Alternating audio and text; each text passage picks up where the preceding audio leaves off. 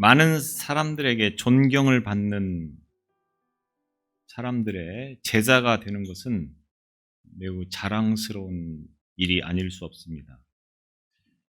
세계적인 석학의 제자가 되는 것 또한 영광스러운 일이라고 말할 수 있겠습니다. 예술을 하시는 분들이 누구에게 사사를 받았느냐라고 하는 것은 하나의 이력이고 또 자산이 되어지는 것을 봅니다. 예술뿐만 아니라 어떤 분야에서도 마찬가지죠. 요리사가 누구에게 배웠느냐, 또 어떤 지식인들이 누구에게 배웠느냐라고 하는 것은 굉장히 자랑스러운 일이 될 수 있고 영광스러운 일이 될 수도 있다고 하는 것입니다. 그렇다고 하면 예수님의 제자로 산다고 하는 것은 어떤 의미가 있는 것이겠습니까? 먼저 제가 한번 질문을 드려보면, 여러분은 그리스도인입니까? 아니면 교인입니까? 라고 하는 것을 한번 질문해 보고 싶습니다. 그리스도인과 교인이 같은 말 아닙니까? 그 말이 그 말 아닙니까? 이렇게 생각하실지 모르겠습니다. 맞습니다. 그러나 분명히 다르다고 하는 것입니다.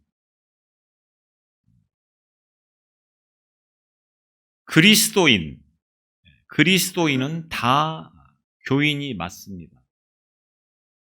그리스도인이라고 하면서 나는 교회는 나가지 않지만 그래도 예수님은 믿습니다. 이렇게 말하는 사람이 가끔 있습니다.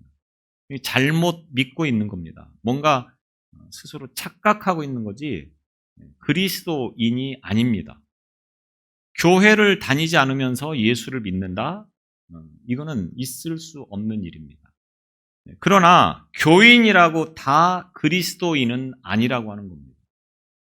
우리가 오늘 이 자리에 모여서 예배를 드리고 있는 교인의 모습이 될 수는 있는데 그렇다고 해서 다 그리스도인은 아니다. 우리가 절대로 착각에 빠지면 안 된다고 하는 겁니다. 그런 의미에서 여러분이 그리스도인인지 아니면 교인인지를 분명하게 알고 있어야 된다고 하는 겁니다. 제자, 그리스도의 제자라고 하는 말은 크리스티아노스라고 하는 말로도 쓰여지고 있습니다. 이 말은 그리스도에게 속한 사람, 그리스도에게 속한 사람이다라고 하는 뜻을 가지고 있다고 하는 겁니다.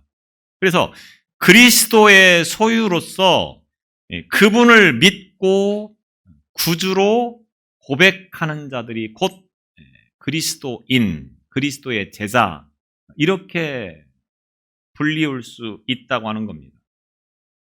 그렇다고 하면 그리스도인과 그리스도의 제자, 이 말이 같은 말이 되겠죠. 많은 사람들이 나는 그리스도인입니다 라고 자신 있게 말은 하는데 그리스도의 제자입니다 라고 하는 말은 선뜻 주저하는 경우들이 참 많습니다. 제자 하면 왠지 그리스도인과는 다르다라고 생각을 하는 거죠. 예수님을 믿는 사람을 그리스도인이라고 부른다고 하면 그리스도의 제자 하면 뭔가 자격을 갖추고 있는 사람이 제자여야 된다라고 하는 생각을 할 때가 많습니다. 그래서 소정의 제자의 교육 과정을 마쳤든지 아니면 제자답게 살아가는 사람을 향하여서 제자라고 부르는 것이지 나 같은 그리스도인에게는 적용되지 않는다. 혹시 이렇게 생각하시는 분이 계실지 모르겠습니다. 그러나 그리스도인, 그리스도의 제자, 이 말은 분리되어진 말이 아닙니다. 모든 그리스도인은 다 그리스도의 제자라고 하는 겁니다. 모든 그리스도의 제자는 다 그리스도인이라고 하는 것입니다.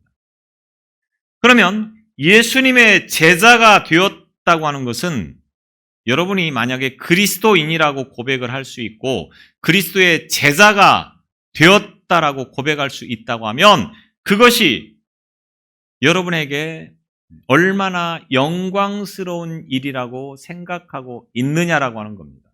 아니면 그리스도인의 제자가 되어질 것에 대해서 별 의미가 없는 것이다. 아니면 벗어나고 싶은 자리다. 혹시 이렇게 생각하고 계신 분이 계신지 모르겠습니다.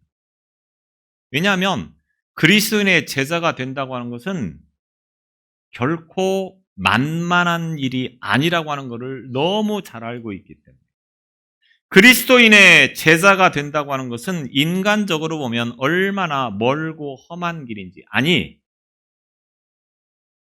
세상적으로 도무지 감당할 수 없는 힘들고 어려운 일이라고 하는 것을 대부분 많은 사람들이 알고 있다고 하는 겁니다. 예수님께서 누구든지 제자가 되고자 하는 사람들에게 어떤 사람이어야 되느냐라고 하는 것을 직접 말씀하신 성경들이 참 많이 있습니다. 대표적으로 보면 누가복음 14장에 보면 세 구절이 나옵니다. 먼저 26절에 보면 내게 오는 자가 자기 부모와 처자와 형제와 자매와 무릇 더욱 자기 목숨까지 미워하지 아니하면 능히 내 제자가 되지 못하리라. 처자와 부모와 형제와 심지어는 자기 목숨까지도 미워하지 아니하면 내 제자가 되지 못한다.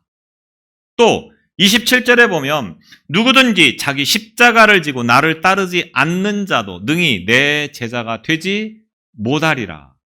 자기 십자가를 지고 따르는 자가 주님의 제자가 된다 라고 말씀하고 있습니다. 자기 십자가. 여러분의 십자가는 무엇입니까? 그 십자가를 지고 지금 예수님을 따라가고 있습니까? 그 다음에 33절에 보면 이와 같이 너희 중에 누구든지 자기의 모든 소유를 버리지 아니하면 능히 내 제자가 되지 못하리라. 너희 중에 누구든지 자기의 모든 소유를 버리지 아니하면 능히 내 제자가 되지 못하리라. 자, 이 말씀들을 보면 어느 하나도 쉬운 것이 없습니다. 아니, 어렵습니다. 아니, 어떻게 보면 불가능에 가까운 그런 말씀처럼 비춰집니다. 그런데 이 어려운 일을 예수님께서는 너무 쉽게 말씀하시고 있습니다. 자기 소유를 버려라. 자기 부모를 미워해라. 처자를 미워해라. 형제를 미워해라. 그리고 자기 십자가를 지고 나를 따르라. 제자는 이와 같이 살아야 된다고 하는 겁니다.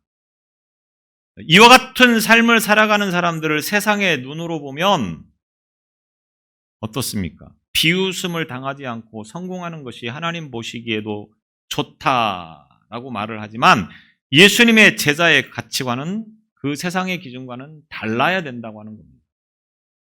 세상을 살아갈 때에 찾는 것이 무엇입니까? 추구하는 것들이 무엇입니까? 성경에 보면 그 세상에서 찾고 추구하는 것들을 다 버려라. 그리고 나를 따르라. 이것이 예수님의 제자의 길이라고 말씀하고 있다고 하는 겁니다. 근데 많은 사람들은 세상의 것들을 찾고 세상의 것들을 추구하며 살아가기 때문에 이렇게 말씀하는 것에 대해서 거부감을 느끼지 않고 그 말씀처럼 살아간다고 하는 것이 얼마나 대단한 것입니까?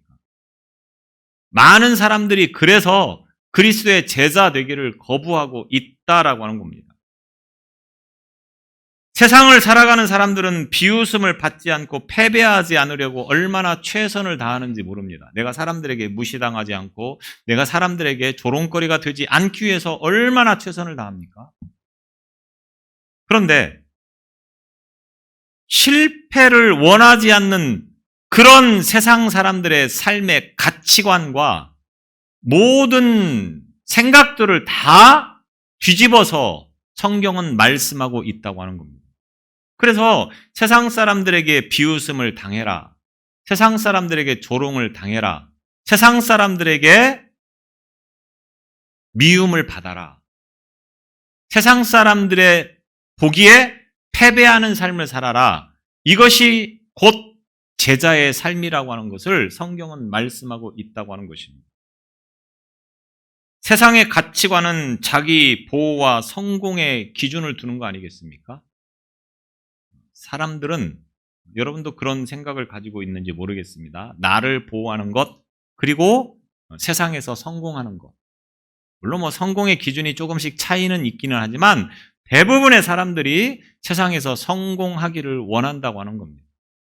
물론 그렇다고 세상에서 성공하지 말라 이런 말씀은 아닙니다. 이 의미를 좀 더 우리가 정확하게 바르게 아는 것이 중요하겠죠. 근데 여기서는 제가 다 말씀을 드릴 수 없기 때문에 이렇게 말씀을 드리는 겁니다. 이 세상에서 성공하고자 하는 그것을 버려라. 그리고 주님을 따르라. 이런 말씀이거든요. 소유를 버린다고 하는 것은 무엇입니까? 자기를 버리는 것을 말합니다. 자기를 버린다고 하는 것이 뭡니까? 자아, 나만의 자아, 그 다음에 내가 찾고자 하는 자신의 욕구, 이런 것들을 다 버리는 것을 의미하는 것이 되겠습니다. 그리고 그 삶의 본을 보이신 분이 바로 예수님이라고 하는 겁니다. 예수님은 어떤 분이십니까? 하나님과 동등하신 분이다. 성경은 이렇게 말합니다. 하나님과 동등하신 분. 다시 말하면 신과 동등하신 분이 곧 예수님이라고 하는 겁니다. 그런데 그 예수님은 어떻게 사셨습니까? 신처럼 대우를 받으면서 산 것이 아니고 오히려 더 많은 사람들에게 낮아지는 모습, 심지어는 자신의 목숨까지도 십자가에 내놓으셔서 죽으시기까지 우리에게 구원을 주시고자 하시는 분이 바로 예수님이셨다라고 하는 겁니다. 그래서 예수님의 삶을 쉽고 간략하게 두 단어로 표현하라 하면 사랑과 섬김, 이렇게 말씀을 드릴 수가 있겠습니다. 그리고 이 사랑과 섬김을 가르쳐 주신 사건이 뭐냐? 바로 세족식. 소위 말해서 예수님께서 발을 씻겨주신, 제자들의 발을 씻겨주신 사건을 우리는 세족식이다 이렇게 말하는데, 이 세족식은 바로 사랑과 섬김이 무엇인지를 보여주신 사건이다 이렇게 말씀을 드릴 수가 있다고 하는 겁니다. 이제 예수님께서는 하나님께 돌아가야 할 때를 아시고 있었습니다.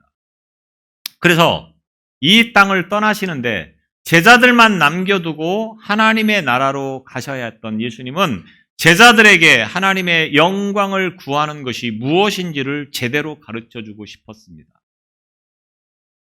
십자가의 영광을 추구하는 삶이 이 땅에서 어떻게 살아야 하느냐라고 하는 것을 가르쳐주고 싶으셨습니다. 그래서 이 가르침을 손수 보여주시면서 제자들에게 가르치시는 장면이 바로 이 요한복음 13장에 나타나고 있는 세족식 사건이라고 하는 겁니다.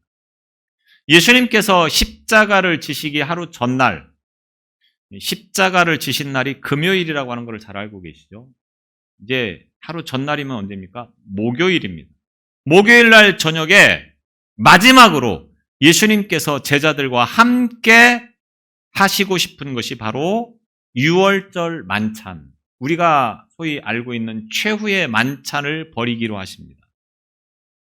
그래서 장소를 섭외해서 그곳에 이제 유월절 만찬을 하기 위해서 제자들을 불러 모았다고 하는 거죠. 만찬이라고 해서 오늘날처럼 아주 상다리 부러지게 차리는 그런 자리는 아니었을 겁니다. 그때 최고로 잘 먹었다면 떡과 포도주, 빵과 포도주 정도 되겠죠. 이거를 준비해 놓고 이제 제자들을 불러 모으게 되었습니다. 그날 밤 예수님께서 십자가에서 죽으실 것을 아시고 제자들을 더욱 사랑하셨다. 요한 오늘 본문 말씀을 통해서 말씀하고 있습니다. 요한복음 13장 1절에 보면 유월절 전에 예수께서 자기가 세상을 떠나 아버지께로 돌아가실 때가 이른 줄 아시고 세상에 있는 자기 사람들을 사랑하시되 끝까지 사랑하시니라. 이제 이 밤이 지나면 내일 예수님은 십자가에서 죽으시게 됩니다. 그리고 제자들만 남게 됩니다. 그 제자들을 예수님은 어느 때보다도 더 사랑하셨다. 이렇게 말씀을 하고 있습니다. 예수님께서 왜 제자들을 더 사랑하셨느냐? 제자들의 그 태도를 보면, 행동을 보면 도무지 이해가 되지 않는 부분이죠. 그럼에도 불구하고 예수님은 제자들을 사랑하셨다라고 말씀합니다. 이제 제자들이 다 모였습니다. 만찬이 시작되어야 되는데 이 만찬이 시작되기에 앞서 반드시 행해야 될 의식이 하나 있습니다.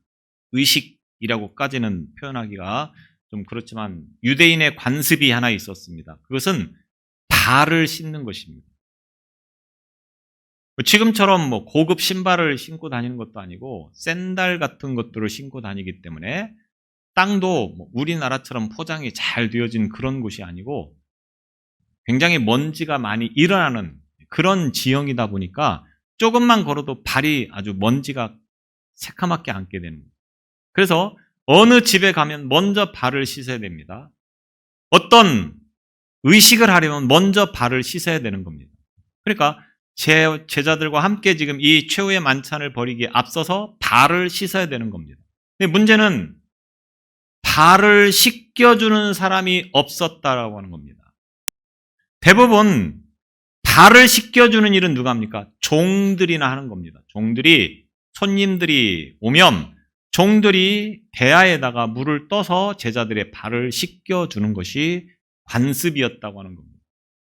근데 지금 이곳에 모인 사람들은 어떤 사람입니까? 예수님과 그리고 예수님의 12 제자였었습니다. 그러니까 종이 아니고 제자들만 모인 상황이기 때문에 발을 누군가가 씻겨줘야 되는데 그 일을 앞장서서 나서서 하는 사람이 아무도 없다라고 하는 겁니다. 왜? 자기들은 종이 아니니까. 나는 예수님의 제자이지 종이 아니기 때문에 발을 씻겨줄 수가 없다고 하는 겁니다. 이 제자들의 생각은 늘 무엇이었습니까?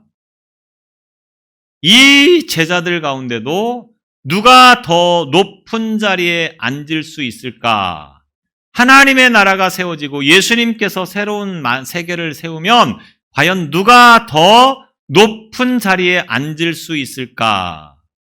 이것이 제자들에게 있어서 초유의 관심사였습니다. 누가복음 22장 24절에 보면 또 그들 사이에 그중 누가 크냐 하는 다툼이 난지라. 이 제자들은 지금 이 최후의 만찬 자리에 오는 이 순간까지도 무엇을 가지고 토론을 했느냐? 과연 예수님께서 새로운 세계를 만들면 누구를 더 높은 자리에 앉힐 것인가? 12 제자 가운데도 조금 높은 자리가 있고 좀 낮은 자리가 있겠죠. 그러면 그 높은 자리를 과연 누가 앉을 것이냐? 이 문제로 서로 다투면서 지금 여기까지 왔다고 하는 말입니다. 예수님은 십자가에서 지금 고난당하시고 죽으실 것을 말씀하는데 이 한심한 제자들은 누가 더 높은 자리에 앉을 것이냐? 이 문제로 다투고 있다고 하는 겁니다. 이런 제자들을 예수님이 더 사랑하셨다라고 말씀하고 있다고 하는 겁니다. 제자들은 발 씻기는 천한 일 같은 것은 할 수 없다고 하는 겁니다. 왜? 우리는 앞으로 예수님께서 새로운 나라를 세우시면 개국공신이 되는 거죠. 그래서 굉장히 높은 자리에 앉아서 권세를 가지고 살아갈 사람들인데 어떻게 감히 종이 하는 그 제자들의 발을 씻겨줄 수 있느냐? 이런 생각에 지금 사로잡혀 있다고 하는 겁니다. 그때 예수님께서 제자들을 책망하실 법도 하지 않습니까? 정신 못 차리는 한심한 인간들아, 지금 때가 어느 때인데 너희들이 그러고 있느냐? 저 같으면 그렇게 이야기를 했을 텐데 예수님은 그렇게 하지 않습니다. 손수, 겉옷을 벗고 수건을 두른 다음에 일일이 한 사람 한 사람 제자들의 발을 씻겨주기 시작했다고 하는 겁니다. 그럼 조금 지혜가 있으면 선생님이 그렇게 하고 있으니까 선생님 제가 하겠습니다 라고 누군가가 나설 법도 한데 아무도 그렇게 하지 않습니다. 단 베드로가 자기의 차례가 되어지니까 뭐라고 말합니까? 어떻게 선생님이 감히 제자의 발을 씻겨드릴 수 있겠습니까? 제가 선생님의 발을 씻겨드려야지 어떻게 선생님이 제자의 발을 씻길 수 있겠습니까? 그럴 수 없습니다. 이렇게 만류를 합니다. 그때 예수님께서 뭐라고 말씀합니까? 8절에 보면 내가 너를 씻어주지 아니하면 네가 나와 상관이 없느니라. 발 씻는다고 하는 것은 무엇을 말하는 것입니까? 단순히 그냥 더러운 발을 깨끗하게 씻는 것? 지금 예수님께서 제자들의 발을 씻겨주는 이 행위는 그냥 더러운 발을 깨끗하게 씻어주는 차원이 아닙니다. 이 발 씻음은 예수님께 죄와 허물을 용서받고 씻음받는 것을 의미한다고 하는 것입니다. 그래서 베드로에게 내가 너의 발을 씻겨주지 않으면 네가 나와 상관이 없는 사람이다. 이렇게 지금 말씀하고 있는 것은 뭡니까?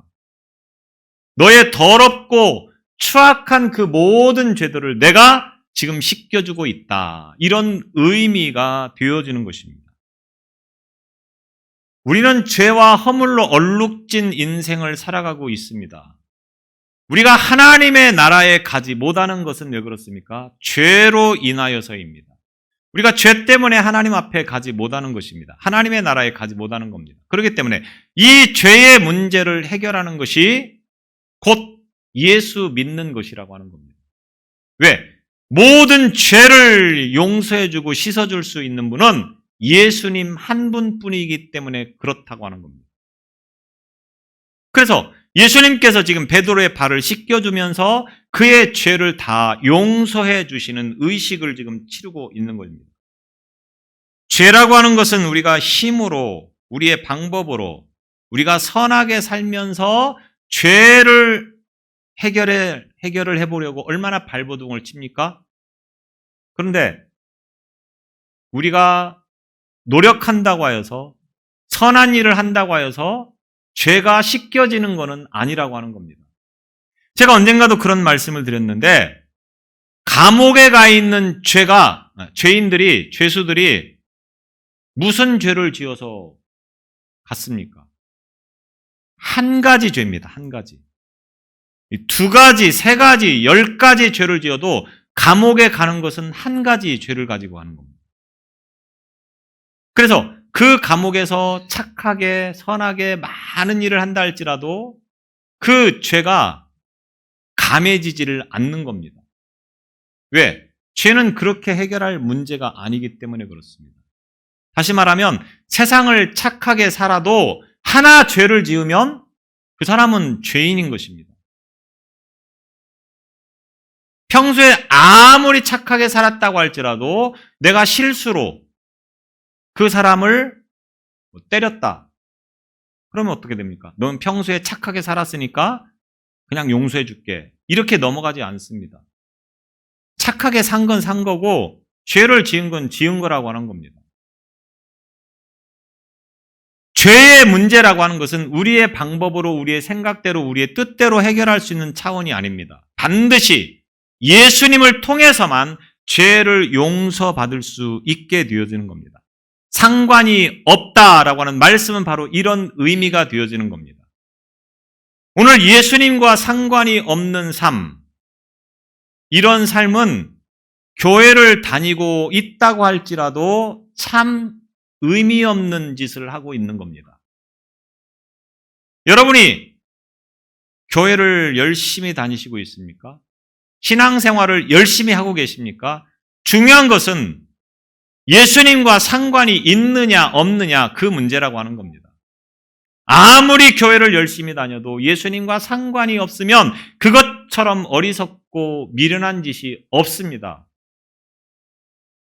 예수님과 상관이 없는 그런 신앙생활은 안 하느니만 못하다라고 말씀을 드리기는 좀 그렇지만 여튼 심각하게 생각해야 됩니다. 여러분 반드시 예수님과 상관이 있는 삶을 살아야 됩니다. 다시 말하면 예수님 때문에 죄를 용서받는 믿음을 가지고 있어야 된다고 하는 겁니다. 예수님께서 제자들의 발을 다 씻겨주었습니다. 그런데 어떤 제자도 내가 하겠습니다라고 나선 제자가 없었다고 하는 겁니다. 왜?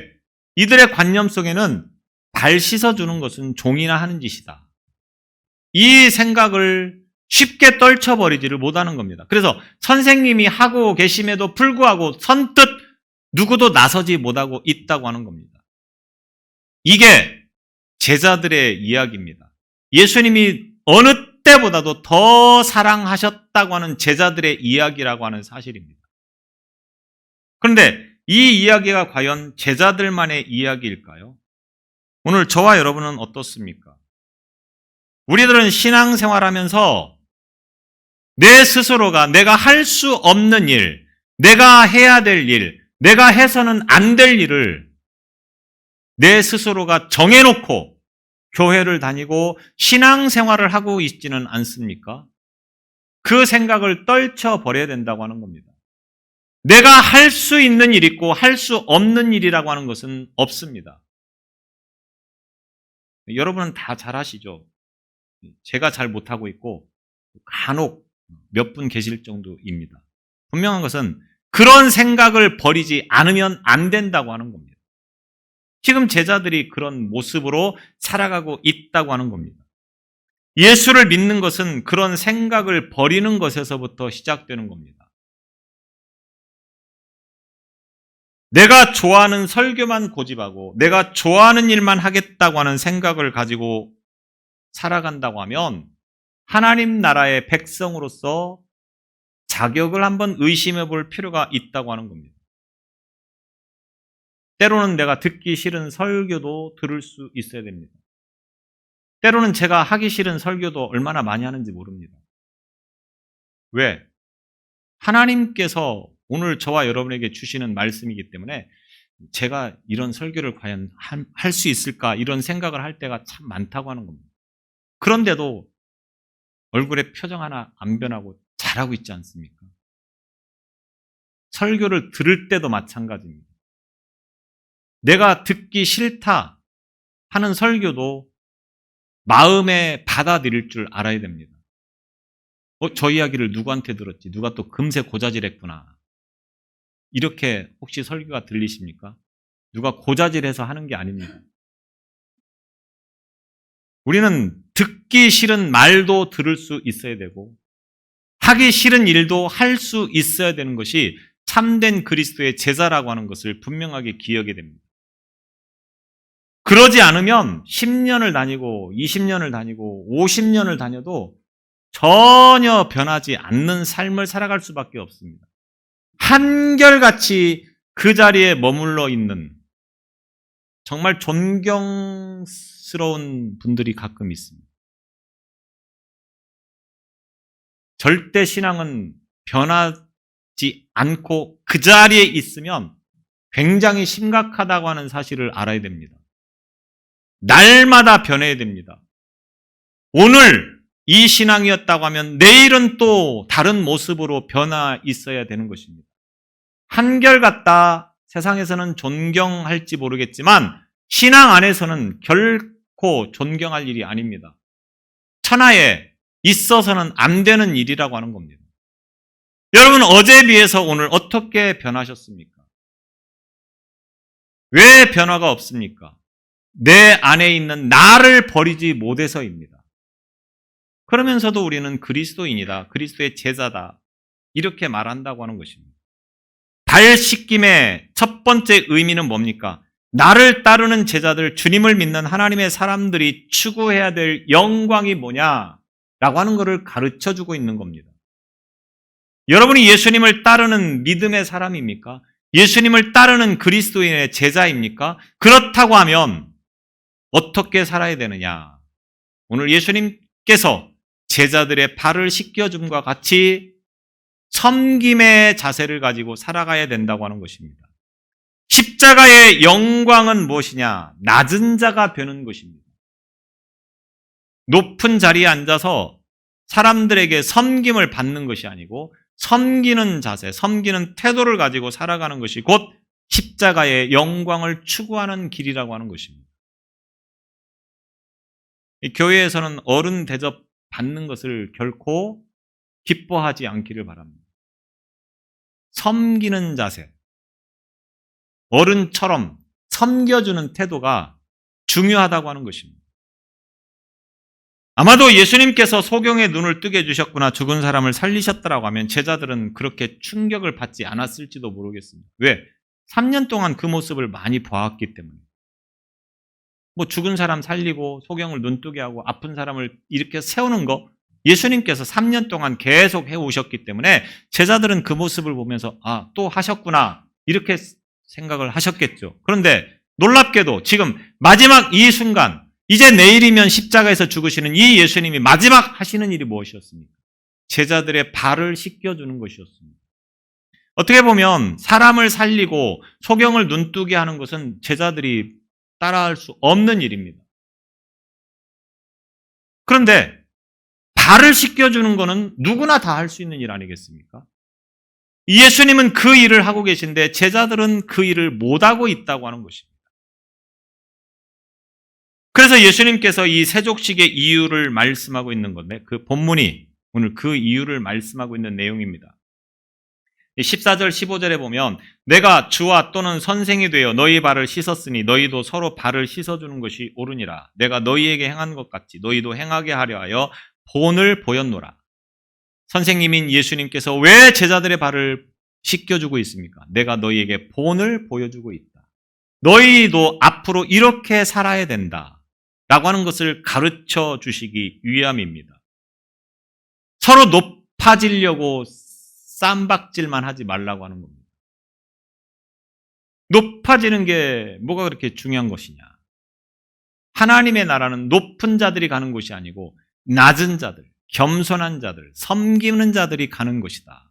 예수님은 지금 그 말씀을 하시고 싶은 것입니다. 그래서 예수님의 이 세족식에는 사랑과 섬김이 무엇인지를 보여주시고 있는 마지막 가르침이라고 이야기를 할 수가 있겠습니다. 제자들은 낮아지는 것에 대해서 굉장히 거북함을 느끼고 있고 불편한 마음을 가지고 있었을지도 모르겠습니다. 아니, 제자들뿐만 아니라 보편적으로 모든 사람들이, 대부분의 사람들이 아마 그럴 겁니다. 내가 누군가에게 높임을 받는 것이 좋지 내가 누군가를 섬긴다. 이건 쉽지 않은 문제죠.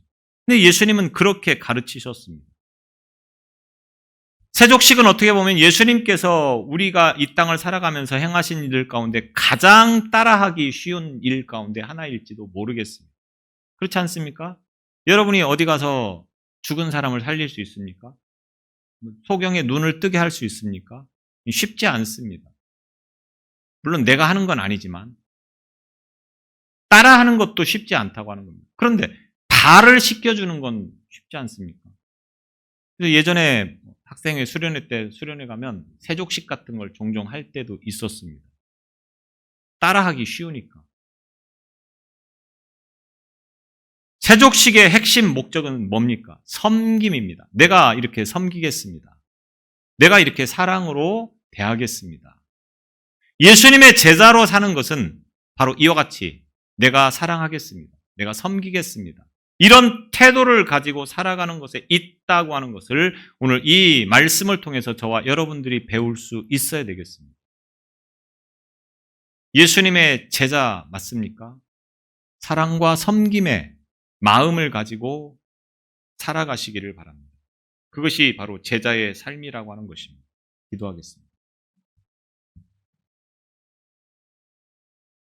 우리를 하나님의 백성으로 삼아주시고 그리스도의 제자로 삼아주심을 감사합니다. 그리스도의 제자로 사는 것이 무엇인가를 이 아침에 말씀을 통하여서 보았습니다. 예수님처럼 사랑과 섬김의 마음을 품게 하여 주옵소서. 모든 사람을 사랑하게 하시고 모든 사람을 섬기게 하셔서 하나님의 백성답게 예수님의 제자답게 살아가는 우리의 삶이 되게 하여 주옵소서. 예수님 이름으로 기도드리옵나이다.